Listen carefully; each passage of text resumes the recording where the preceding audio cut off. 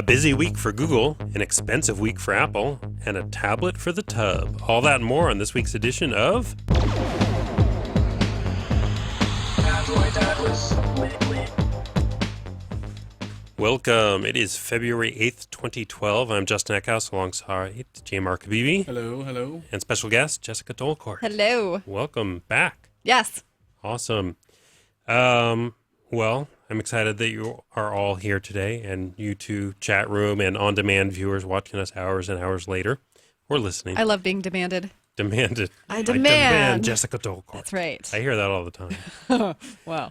Let's talk about the big news this week, which is, this is actually interesting because we got an email last week saying, what's the deal? When is Chrome going to come to Android?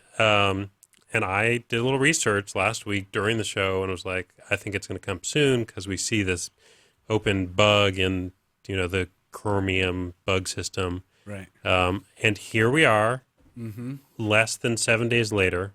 Well, it's 7 days later, but this happened yesterday. Chrome was released for Android. The one big caveat, though, is ice cream sandwich only. I thought you were going to say the caveat was it's beta. All right. The other big caveat. The other big caveat is it's beta, sure. But I think the bigger problem for most people, besides me, is that it is only ice cream sandwich because there's not that many ice cream sandwich phones out there. One right now. Is that right? They haven't upgraded any other one phones? in the U.S. One in the U.S. right now, and the Sprint version of the Galaxy Nexus is coming soon. So not many people can take a look at it, but Yet.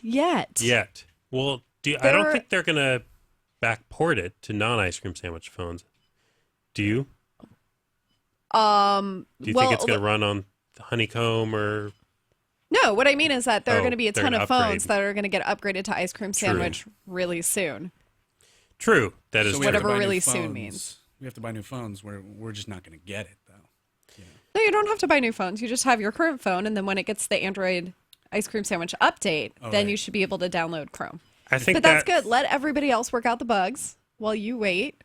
That's how you can console yourself. Let that me you help don't you have there. this. Yeah. So let's talk about the actual browser itself. So assuming you have a Galaxy Nexus, which I do, Which I just happen to have right here in my pocket. it is nice. I mean, I think it looks nice. I'll hold it up here and try to talk at the same time, which is hard. I'll hold it for you. All right, but so it looks nice. It's fast. It has this kind of cool way switching between tabs, but it is definitely buggy. Like, why did it reload that page when I just switched between tabs? I don't know. And I noticed that Google does that all the time. It just reloads. Yeah. And it's also hard. Like, I can't always switch between tabs. It takes. So there's weird things. And then it reloaded again. And then I also noticed that double tapping, it worked there, but while a page is loading, it didn't really work very well. So anyway, that's sort of all I have to show, but it does have some cool features, right? Like the syncing, which I haven't used yet, but Chrome Sync, yeah. Yeah. Do you want to? How does that work?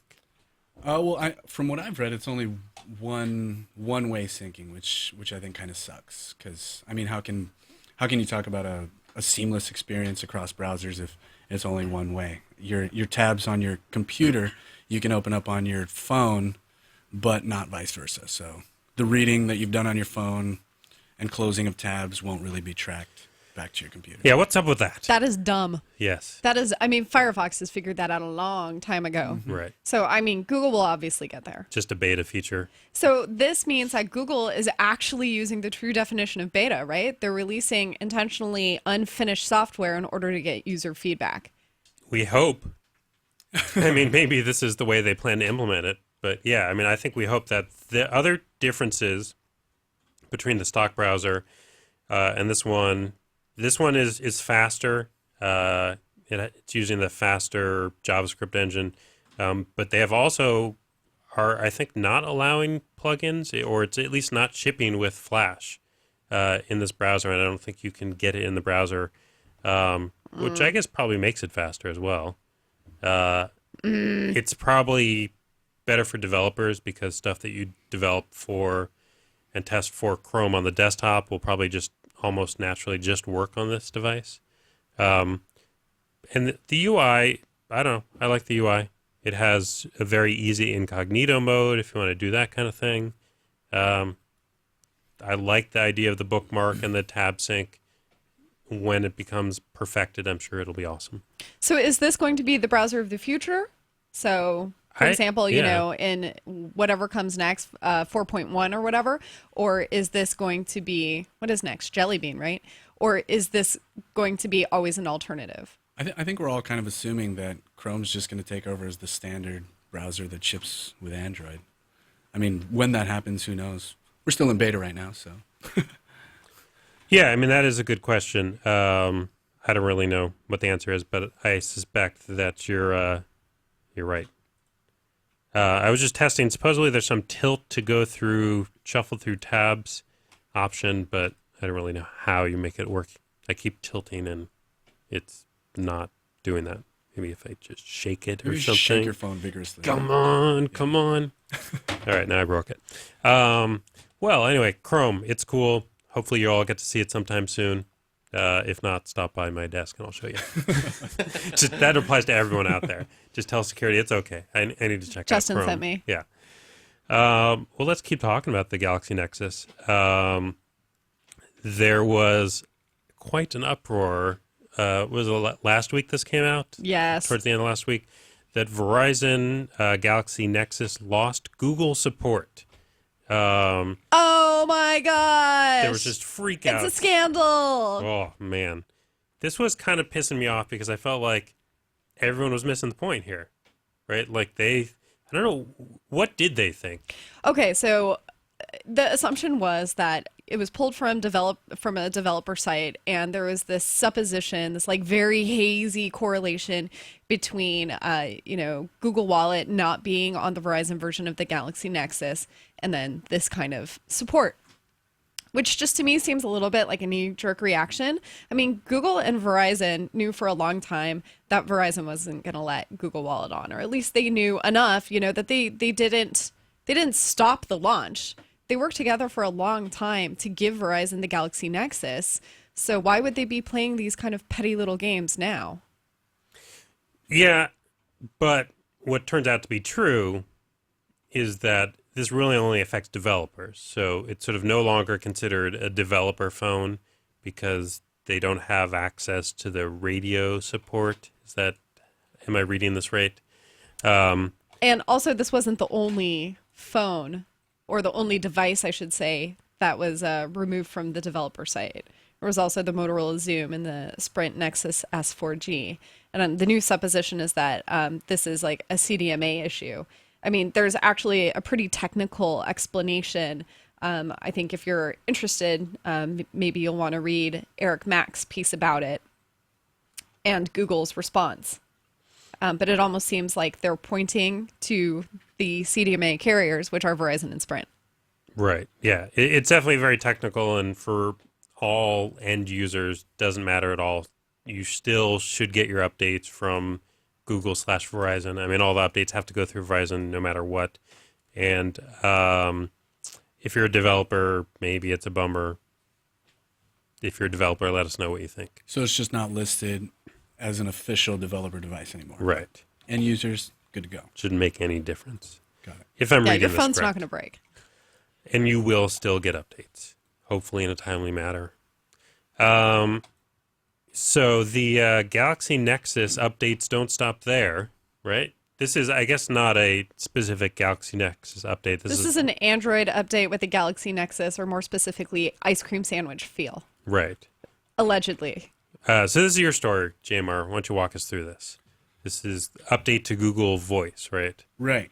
Yeah. So yesterday, it was a pretty quiet update, but it was significant.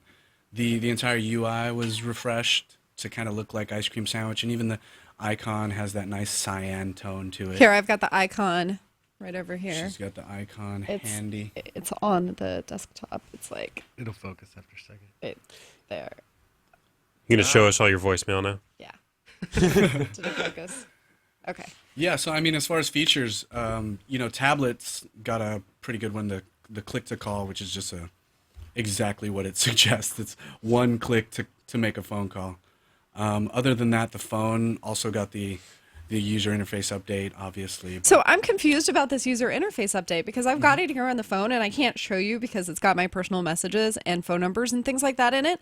But it looks to me like the old one. And I just downloaded it and it's got the new icon. So Is it's that right? It has the new icon at the top is one thing that I see. the way that's a I little know different. that it's different is because when I send a message, instead of seeing the circling donut, I see a red, upload or message sending like arrow that's going skyward. But to me, it just looks like the same. It's this long list. Yeah, I think the only thing I see is the icon at the very top. Once you enter it, is different. But maybe there's some subtle changes that we're not aware of because we don't stare at it 10 hours a day. Forgive me a rant, but what the heck is Google doing? What are they doing with Google Voice? Do they not have enough people using it that they care? This is a really bad application. It's a good service. Well, so what do you want to see done with Google Voice? Okay, for example, don't boo me out of the room, but I also have Google Voice on an iPhone. Being a phone reviewer, I review many different platforms, Sure. like all of them. So on the iPhone, there are problems with that app too. It's just sort of like, I feel like Google just dropped Google Voice and ran off and did other projects that they cared about more. And That's just Google's left way. everybody, right? So they have one really cool feature that's basically like a quick dial. So you can save certain contacts as favorites, and then there's like a separate page for it, and you can see your list of most recent contacts, people who you contacted, people who contacted you, and then you've got your quick favorites. And you can just press it to call, to send a message, etc. So they've got different windows, and I think that that's a much better user experience. The functionality there is better. And this is an Android phone. Android should Lead have the way. Yes, it should have absolutely the best experience. It should have the quick dial. It should have everything else. It should have a really snazzy interface. This interface doesn't look like ice cream sandwich. Right. It looks like eclair. Donut. Yeah. So I'm not impressed. Yeah, I mean, I don't disagree with you. I mean, I don't know that this again could just be the media blowing this out of proportion. Sorry, Jamar. I know this is your story. No worries. man. Jamar has to write it. It's important. Yeah, I mean, I think you do, but they're not necessarily saying this is a massive update. They're just saying hey, we have an update. It has new icons. I mean, it is wanted to get this version out. 0.4.2.44. Right. So minor update from, I don't know what the previous version was, but 0.4.2.43. maybe. Possibly. I think my point is that this should be a major update, and hearing about it just makes me angry that Google isn't doing more and that they're not doing better by people who use this service. Yeah, it's you know what supposed I to be wanna a see? convenience. In fact, Google Voice is tied in with Sprint. So it's in Sprint's best interests, it's in Google's best interest to offer a compelling service for Android Sprint customers. That's Well, potentially the Google a huge Nexus audience hasn't come to out convert. from Sprint yet. So Right. maybe they'll release an update when they release that. All right. What I think we can all agree on, though, is that the icon is a little bit more beautiful than it was. It is. the I day can't before agree. Yesterday. Who can argue with that? So what I was going to say earlier, just to quickly wrap this up, I want to see the ability in Google Voice to make phone calls over Wi-Fi. So I want to enable, my old phone and just be able to use that as a phone around the house. I am skeptical that will happen anytime soon, just because that poses conflicts with, the phone providers. But that'd be awesome, wouldn't it? I'm nodding Join me. on all points. Yes. What should we talk about next? Oh, I don't know. How about a little scrappy scrap? A little patent dispute, eh? Those are always so fun. Scrap. We kind of talked about the reverse of this last week, I think.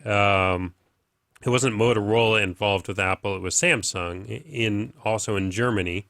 This week, there is a story, again, out of Germany with Apple in a patent dispute with Motorola. So Motorola basically was forced through court proceedings a permanent injunction of Apple selling any of their devices that had 3G, so the iPhone 3G, 3GS, iPhone 4, and all 3G-enabled iPads had to be removed from the site in Germany and from stores as well, which is a pretty big deal in But Germany. how long did it last? It didn't last very long. I mean, so the injunction is permanent, but then Apple sort of went to Motorola and said, "Hey, that's not cool. Can we license the patent you have so that we can start selling this stuff again?" And it's not clear whether they actually sort of signed a license agreement or just signed an intent to sign one, but were able to very quickly get all the stuff back in the store because presumably they are in talks anyway with Apple. But what is interesting is Apple is asking for 2.25%, or sorry, Motorola is asking Apple for 2.25% in royalties for all these products, which could be a lot of money given how much of this Apple is selling. Right. And that's not going to Motorola. That's going to Google, assuming that Google finishes up the buyout. Right, once it's approved, which is pretty interesting because you already have, it's such a weird ecosystem. So Microsoft makes like $5 per Android phone sold on their patents, and then suddenly we're going to have Google making $5 per phone that Apple sells. It's Yeah, who's going to make money off Microsoft phones? That's what I want to know. So what this story has taught me, Nokia. Nokia's. Maybe Microsoft. Maybe Microsoft, that'd be What this story has taught me is that if you want a job with excellent security, become a patent lawyer and get hired by a mobile firm. I know, it's crazy. So other details about this, even Apple sort of saying like, whoa, 2.25% is kind of crazy here.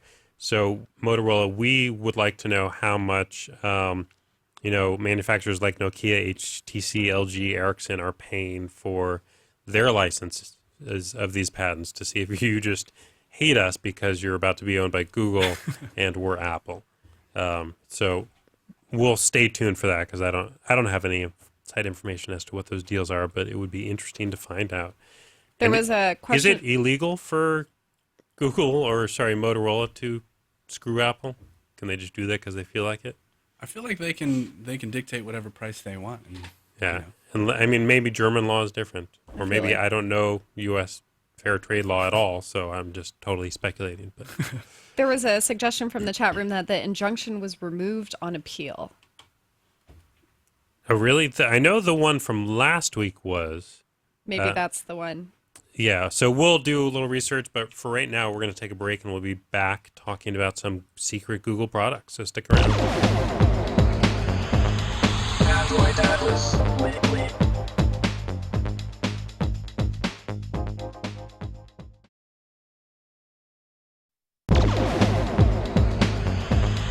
Android Atlas. Welcome back. All right, so our quick research has revealed that potentially Apple has got the court to sort of repeal this, but I'll say at best it looks like rumors at this point. The story is from a site that is not in our normal stable of sources, but we will continue to research that story, and you can go to Android Atlas, CNET.com/Android Atlas for continuous updates on this evolving story. But in the meantime, let's talk about these devices that Google is secretly testing. I guess they have asked the FCC to test undisclosed mystery entertainment device across 4 major cities over the next 6 months. But it is very unclear what this is, but this is the part where we get to wildly speculate. Everybody's favorite game. Well, we know they're Wi-Fi and Bluetooth enabled, right? The devices. Right, Wi-Fi and Bluetooth enabled. And I guess this was originally discovered by GigaOM in a FCC filing from December. So there's a couple guesses. One guess is that these devices are like a media hub to go in your house so that it will download all the video and music or whatever and then distribute it to other devices in your house, which could be interesting. And kind of reminds me of this digital hub strategy that Steve Jobs spoke about, 4 or 5 years ago, which kind of evolved on the Apple side to be a cloud-based hub and not sort of a house-based hub, which is interesting that Google would pursue this hub strategy. What else? What do you guys think about this? Do you think, does this hub strategy make sense? Is that something that you think consumers would use? Yeah, I mean, I think if it's sort of a cable box type of deal with built-in Sling box and TiVo capabilities and things like that, then that would allow you to, DVR content that you've received from your cable provider, and then stream it out to your other devices, which is kind of a workaround, so that Google wouldn't have to sort of license that content from cable providers. Is that right? Because you would already own it. Right. Right. Right. Yeah. I mean, because Google has run into a lot of licensing issues when they and just pushback when they released Google TV initially. Everyone, including our own network, CBS, started blocking Google TV from streaming content directly from their sites because there's a lot of money tied up in this and a lot of different licensing arrangements and stuff from sort of historically the way broadcast has worked. And so maybe this, as you're saying, is a way around those licensing restrictions because it's you, an individual, using content that you've paid for rather than, Google trying to license this content, en masse for a new way of distributing it, which, I think there's a lot of resistance to. I think it's part of the smart Android refrigerator series that we're about to see. Oh, yeah? No, but, a cable box would be nice, but it would also be good for people who already have Google TV if this were an internal component as part of a TV. I mean, you're already going to be paying for your DVR. It would be annoying to have to buy an extra box, even if it's only $100. You're going to pay $100 to stream stuff you already own, plus Google Music, plus other things, onto your phone. Right. Another possibility is that this could be a gaming device of some kind. So there's the On Live is like the gaming service that you can sort of stream the games to your devices that maybe Google is getting into that game, so to speak. And this will be some kind of device that can stream games to your TV or something like that. Or refrigerator. Or games to your refrigerator. Yeah. Get the milk in the glass. I don't know.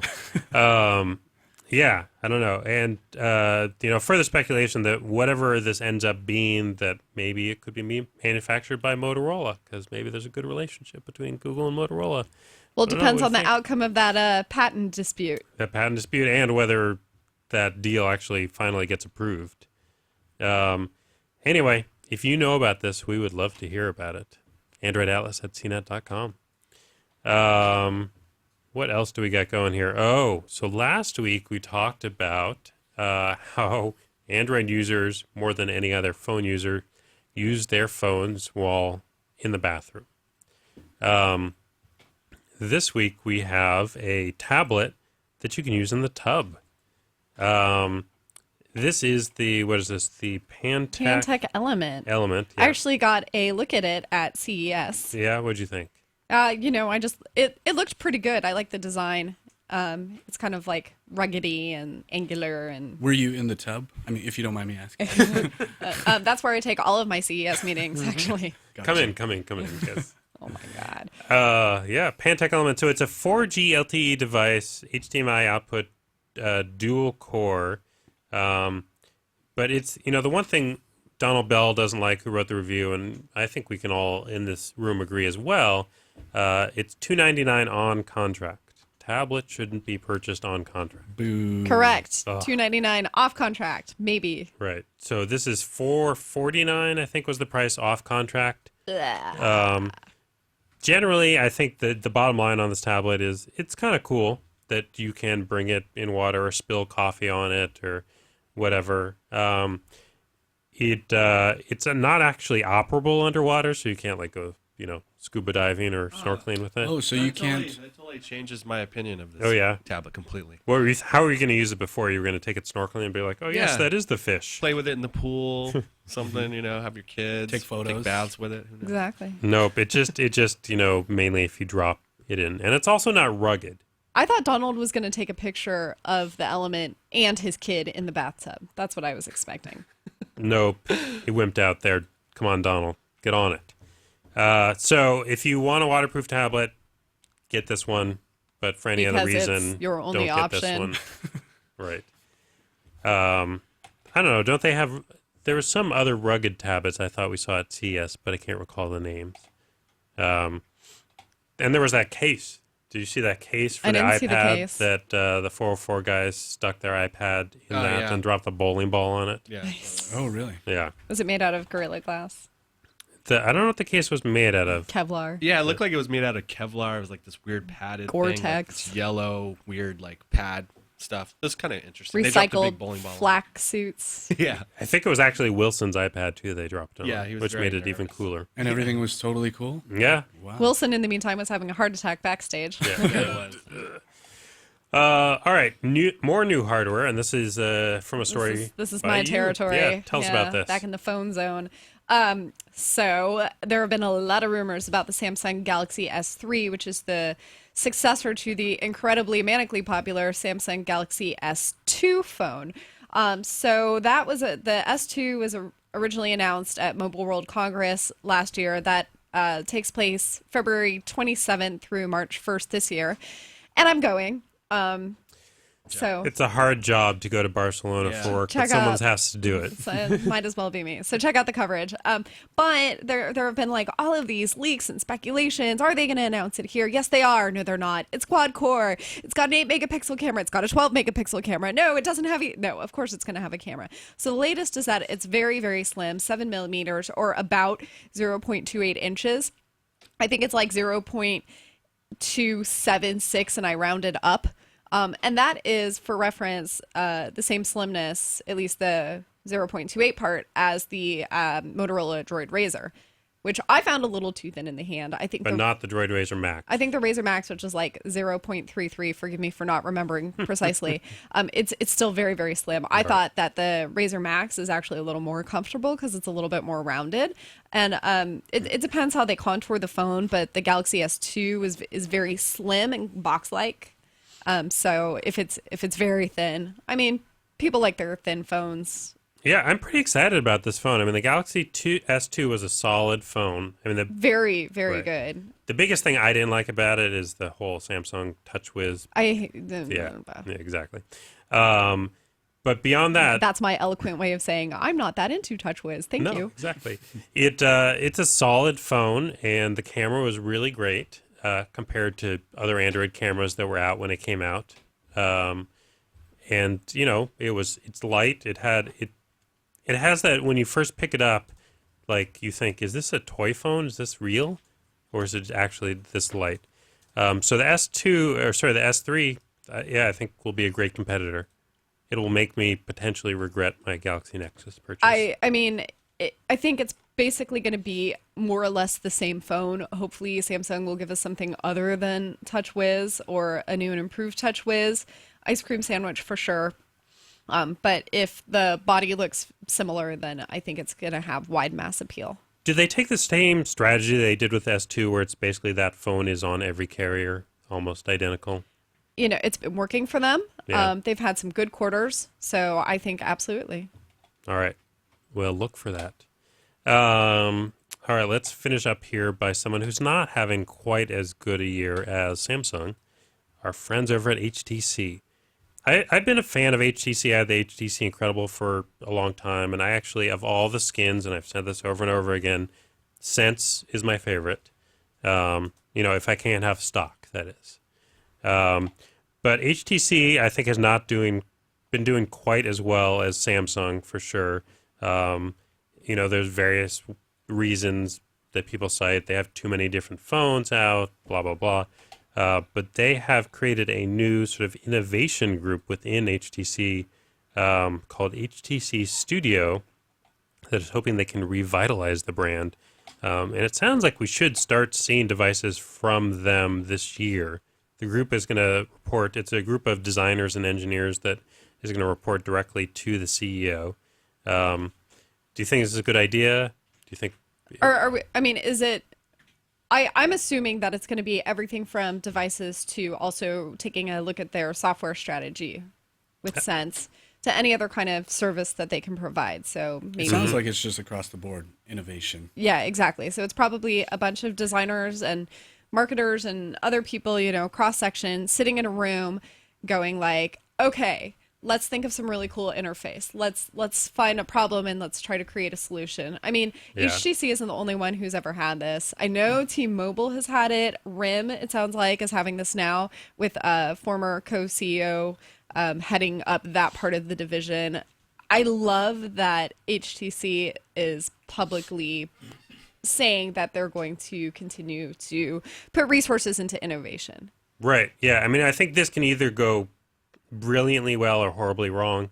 It really depends how much freedom HTC gives them. So if they're just like, forget all the rules we typically impose on you, go out there and just figure out the best thing for the consumer, that could be great, especially if they have the resources. But if they're like, be innovative but still work within our daily rules, then they're going to run into all the same problems potentially that they've always had. So I guess the proof will be in the pudding phones. That is our news for today, but wait, there's more. Now it's time for the app of the week. And I feel like there should be like separate intro music for that. we used to have Now music. it's time for The app of the week. App of the week with J. Mark Habibi. So this week I checked out an app called Transparent Screen, which is supposed to make walking and texting or otherwise playing with your phone a little bit safer. It makes the background of whatever you're doing actually whatever is behind your phone. So it makes your phone see-through, basically. From what I've seen, I mean, it works pretty well. I can fire it up here on my OG HTC Evo. Wow, you are so out of date. Oh, So I'm vintage. Is what I am. Vintage. There you go. classic. So there you go. You can see me behind my phone, even though I'm behind my phone. So it's using the camera. Cool. Right. Yeah. I mean, Awesome. it's a real-time tracking technology. I mean, from what I've seen, if I walk at any kind of more than a leisurely pace, then it can't quite track as fast as I walk. But I mean, it's a fun idea. The I mean, perfect app for slow walkers of the world. Yeah, especially if you walk like this, with your phone directly in front of you. So it could be good for spying too, Definitely. right? I'm just working on my phone. I've done maybe something like that before with my camera. Yeah. It's more when I want to take a picture of someone. Should you be telling us this? I saw this couple at a restaurant who, while I was waiting for my food, sat there for 10 minutes not talking with their phones just up the whole time. And I was like, I'm going to take a picture of that. And I'm like, oh, I'm just working on my phone. Don't mind me. Just catching the light. Exactly. So transparent screen, because it sounds pretty cool, but because I guess it's slow, probably not a good thing to use while driving. Definitely not a good thing to use your Because you phone at never should all. use your phone while driving. Right. But especially if you think this is going to help, it's not. So definitely cool to play with. You know, I don't know if it's necessarily going to make your life that much safer, but worth a look. And it's free. Free, yes, and very easy to turn on and off. All right, cool. We'll check it out. All right, so we have some email, and I will read it now. Our first What if I want to read it? We'll take turns. Our first email is from Kevin. He wrote in, we were talking about the Android browser, as we referred to at the end of last show. And he said, hey, here's the HTTP user agent for the Android browser. And for those of you who don't know, user agent is sort of how the browser identifies itself to web servers. And he points out that the Android browser basically is based on KHTML rendering engine, which is first seen in KDE, which is sort of a front end for Linux or Unix. And that Apple basically forked that and created WebKit. And anyway, the bottom line is that the Android browser was based on WebKit, which is true, but it is not Chrome, which I think is the point we were making. But I don't know, we're wrong all the time, so who knows what we actually said. We don't listen to ourselves. And he also says it's sad to see Antoine go, but at least now he won't be flailing his phone at the Actually, camera. he didn't say for dates. Antoine. He said Ant Ant Goo. Goo, that's true. Which is very genius of Antoine, the Antoine. Does he flailing his phone at the camera for dates? I've I never, never seen noticed that him happen. Oh, was that one? I think he actually gave his phone He number away. accidentally did, yeah. That's what happened. Oops. on air. And then he was telling us about how he got a call from someone. Merry Christmas. Oh, Yes. yeah. Aw, that's kind of sweet. It is sweet. All right. Why don't you read us the next email, Jessica? Well, okay, since you asked so nicely. Hey guys, I just caught your podcast this week where you talk about bigger screens. I must be in a minority as I want my phone screen as large as possible, given that the screen is exponentially more than making calls, also playing games, web surfing, videos, etc. And if he could have gotten the Galaxy Nexus at the size of the Samsung Galaxy Note or the Dell Streak, then he would have had it in a heartbeat. Great show. And that was from Ryan. And That's fine. the You know- Samsung Galaxy Note is coming out. It's got a big screen. It is. And it has a little Stylus. stylus. Yes, that's the word I'm looking for. Pen. I think I'm this- actually going to be reviewing that phone when Oh. it comes out. Release date is February 19th. So We'll have I you back on. definitely have Exciting. opinions about the stylus and the phone in All right, general. that's great. I would definitely want to have a discussion about this. I think that this is okay. I think you're crazy for wanting larger screens, but, What if you have massive Jason Howell hands?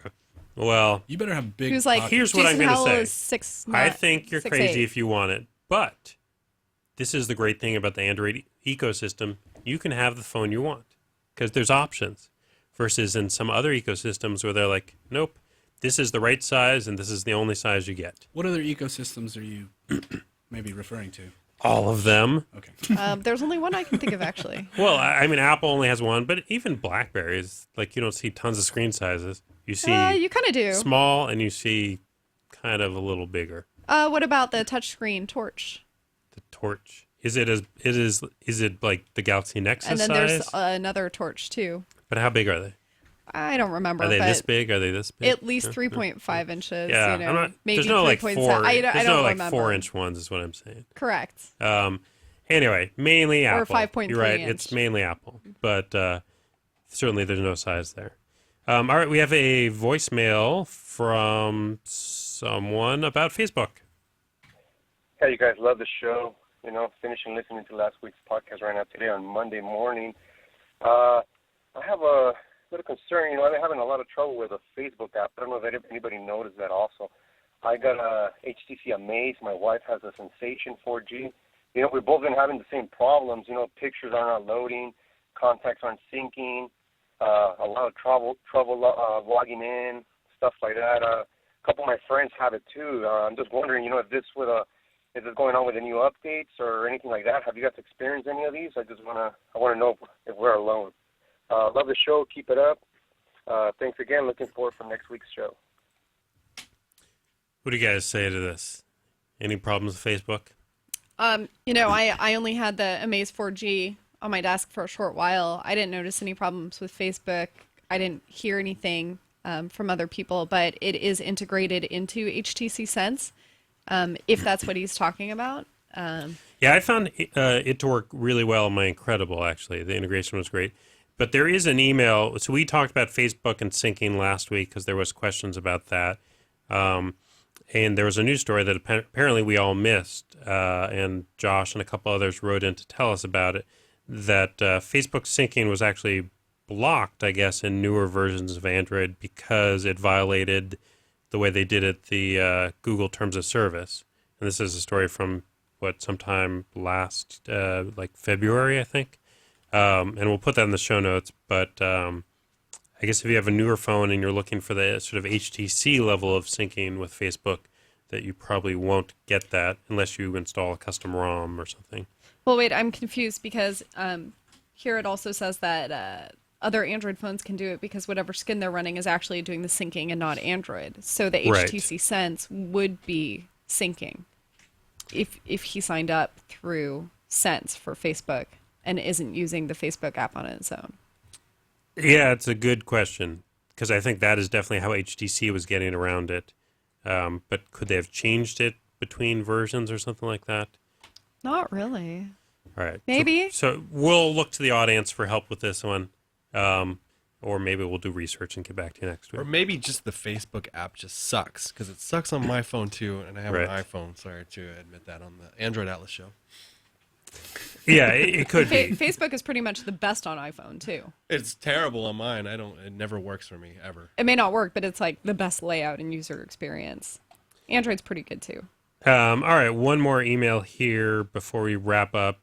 This is a pretty interesting one. Hey guys, love the show. Been listening for a few months now. As a truck driver, it really helps the miles fly by.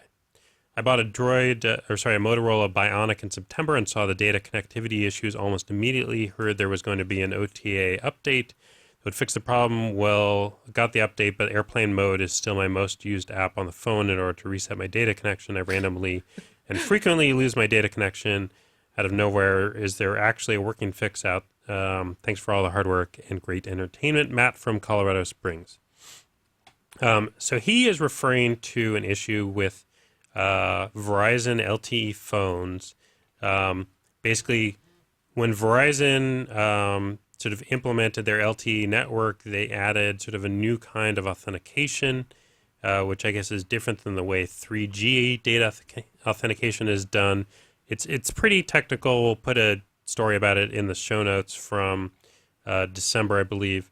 But apparently, this is affecting or has been affecting all of the Verizon 4G phones. They will try to authenticate and fail, lose data connectivity, and some phones retry more often, so you don't really necessarily know that this is happening. And some phones, like I guess the Bionic or the Thunderbolt, retry less, so they looks like they are losing connectivity.